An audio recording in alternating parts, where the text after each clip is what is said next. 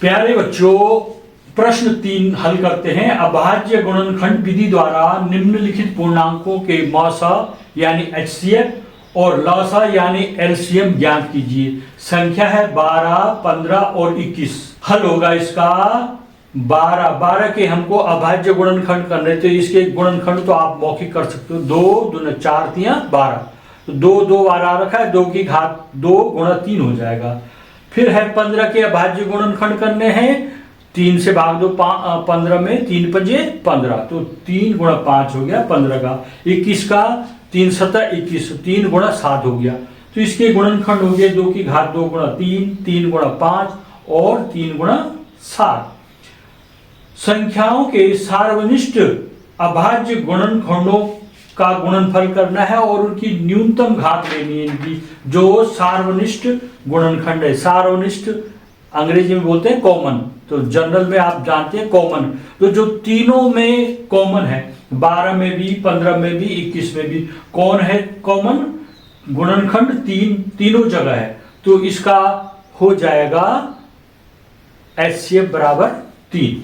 और संख्याओं, अब LCM ज्ञात करने के लिए संख्याओं के सभी अभाज्य गुणनखंडों का गुणनफल करना है।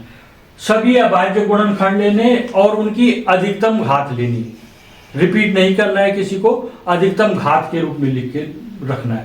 तो गुणनफल होगा 2 की घात 2 गुणा 3 गुणा 5 गुणा 7। इन सबको हमें गुणा कर देना है।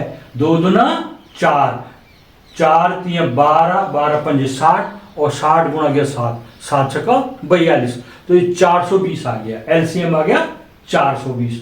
LCM बराबर 420 और HCF बराबर 3। इसमें 3 का सेकंड खंड है 17, तो 17 के गुणनखंड क्या होंगे?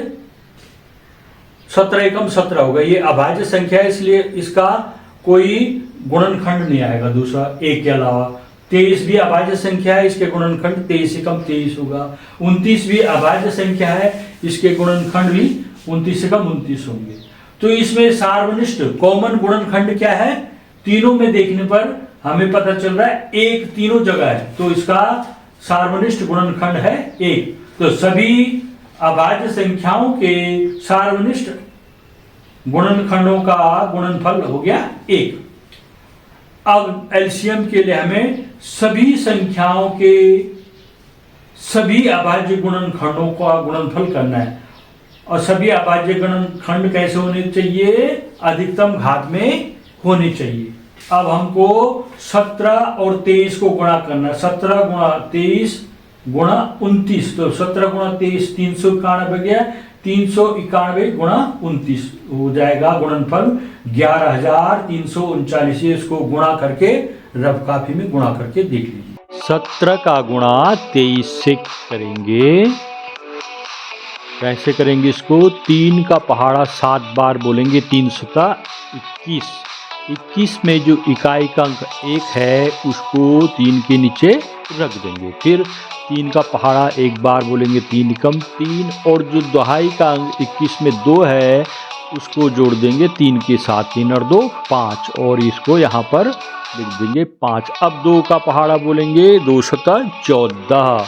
14 का जो इकाई का अंक 4 है उसको 5 के नीचे रख देंगे। फिर 2 का पहाड़ा 1 बार बोलेंगे, 2 एकम 2, और उस 2 में 14 का जो दहाई का अंक 1 है उसको जोड़ देंगे, 2 और 1 3, यहाँ पर 3 लिख देंगे। अब इनको हम जोड़ देंगे, 1 को 1 होगा, 5 और 4 9 और 3 को 3, आंसर आया 391। अब 391 को 29 से गुणा करके कितना आता है सीखेंगे। 9 का पहाड़ा 1 बार बोलेंगे, 9 एकम 9, 9 रख देंगे 9 के नीचे। फिर 9 का पहाड़ा 9 बार, 9 9 81। फिर 9 का पहाड़ा बोलेंगे, 81 का 1 इधर रख दिया। फिर 9 का पहाड़ा बोलेंगे 3 बार, 9 तिया 27, और 27 में जोड़ देंगे जो 81 का दहाई का अंक 8 है उसको, 27 और 8 35, तो 3519 आ गया 9 से गुणा करके। अब 2 से गुणा करेंगे, 2 एकम 2, फिर 2 से 9 को गुणा करेंगे, 2 9 18, 18 में जो इकाइक अंक 8 है उसको 5 के नीचे रख देंगे। फिर 2 का गुणा 3 से करेंगे, 2 3 6, और 6 में जो 18 का दहाई अंक 1 है उसको जोड़ देंगे, 6 और 1 7, 782 हो गया। इनको जोड़ेंगे 9 2 और 1 3, 8 और 5 13 को 3, हाथ से 1, 7 और 3 10 और 1 11, आंसर है 11,339। ठीक है, नीचे कर। अतः मौसा HCF बराबर हो गया 1 और LCM लौसा बराबर हो गया 11,339। इसका तीसरा खंड है 8, 9 और 25। इनके हमने HCF और LCM ज्ञात करना है। तो 8 के गुणनखंड क्या हो जाएंगे, 2 गुणा 2 गुणा 2। 9 के गुणनखंड क्या हो गए, 3 गुणा 3। और 25 के गुणनखंड 5 गुणा 5। इनमें हमको देखना है सार्वनिष्ठ अभाज्य गुणनखंड कॉमन कौन है इसमें। तो 1 के अतिरिक्त सभी संख्याओं का कोई सार्वनिष्ठ अभाज्य गुणनखंड नहीं है, केवल इसमें 1 है।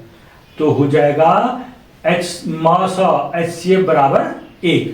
अब ज्ञात करना है LCM। LCM क्या होगा, सभी अभाज्य गुणनखंडों का गुणनफल। ध्यान रखना है वो अधिकतम घात वाली होनी चाहिए।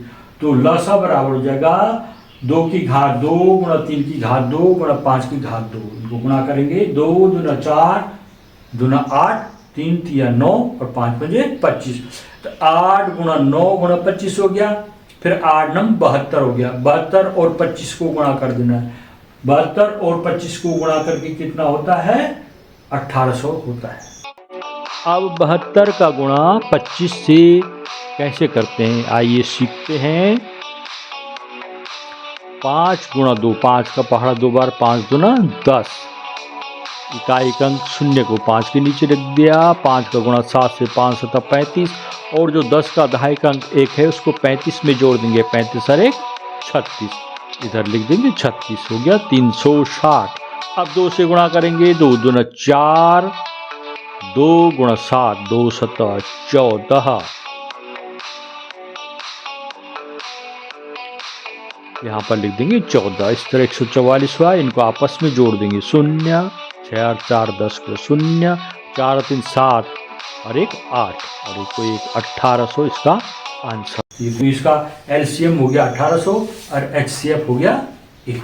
LCM आ गया 1800, अतः HCF बराबर 1 और LCM बराबर 1800। मेरे चैनल को सब्सक्राइब कीजिएगा। अगर आपको ये वीडियो पसंद आ रही है तो आप वीडियो को लाइक कीजिएगा, कमेंट कीजिएगा और इसको शेयर भी कीजिएगा। अगर आप इस चैनल में नए हैं तो मेरे चैनल को सब्सक्राइब भी कीजिएगा।